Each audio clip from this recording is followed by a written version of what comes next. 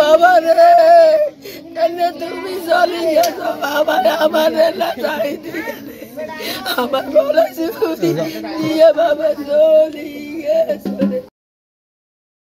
অসুস্থতার কষ্ট সহ্য করতে না পেরে আত্মহত্যার পথ বেছে নিলেন ৩০ বছর বয়সী অটোরিকশা চালক বাবলু। ফুটফুটে দুটি সন্তান, প্রিয়তমা স্ত্রী, মমতাময়ী মা, কারোই মায়া যেন তাকে রুখতে পারেনি এই আত্মহনন থেকে। নোয়াখালীর চাটখিল উপজেলার পরকট ইউনিয়নের ৬ নং ওয়ার্ডের মোবারকুল্লাহ বাড়িতে স্ত্রী সন্তান নিয়ে ভাড়া থাকতেন বাবলু। পৈতৃক কোনো জায়গা জমি না থাকায় তার মায়েরাও ভাড়া থাকতেন ৫ নং ওয়ার্ডের জিন্নাত আলী ব্যাপারী বাড়িতে। গত ৬ মাস ধরে ভীষণভাবে অসুস্থ ছিলেন বাবলু। গতকাল শনিবার যখন সবাই তার বোনের বাড়িতে বেড়াতে যান, সেই সুযোগেই বাবলু আত্মহত্যার পথ বেছে নেয়।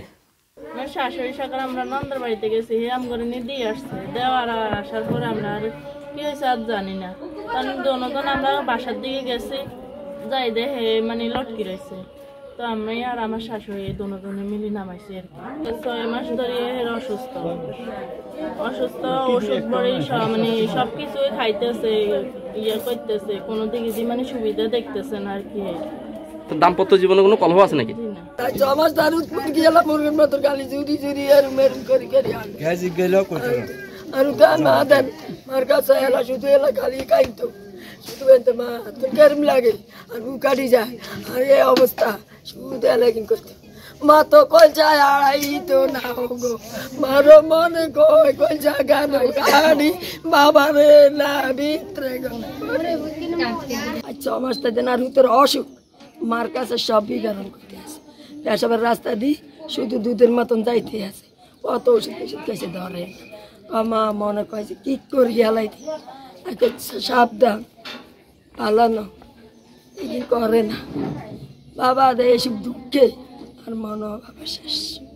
আমার জায়গা সব বেশি আমার শাশুড়ি কিছুই নেই। হ্যাঁ স্বামী বাড়ির জায়গা নেই, ঘর ভাড়া থাকে আর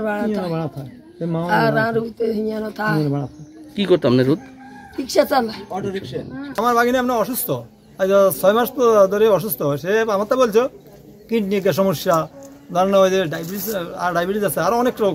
ওই ফরসাবের রাস্তা দিয়ে সাদা সাপের মতো যাচ্ছে আর কি, এটা যেত। তো বহুত ওষুধ খাইছে, তো ওষুধ ধরতো না। তারা শুধু কইতো মামা মরে যাই, মামা মরে যাই, মামা মরে যাই।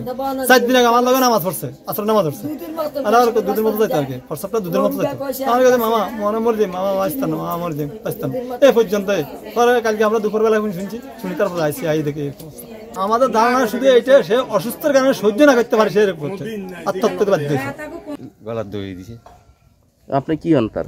আমি তার বাপ। বাপন না? আচ্ছা, তো সে কেন এরকম করছে? আপনি আগে কিছু জানতেন? যে না, আগে কোনো সংসারে কোনো কিছু আসিল না, এর অসুখ আসিল। এমনকি অসুখের টেনশনে কি এই অবস্থাটা করলো নাকি, এটা তো কাগজে জানাইল না, বুঝলেন? এই সমস্যা। তোমার বাবার কি হয়েছে বলতে পারো তুমি? জন্ডিস। বাবা এখন কোথায়? মারা গেছে কিভাবে? কতটা কষ্ট, ধৈর্যের সীমা অতিক্রম করলে এমন সিদ্ধান্ত নিতে পারে একজন অসুস্থ মানুষ? স্বজন এবং এলাকাবাসীর মনে গভীর দাগ কেটে যাওয়া এমন ঘটনা আর যেন না দেখতে হয়, সেই দোয়া সবার অন্তরে মুখে।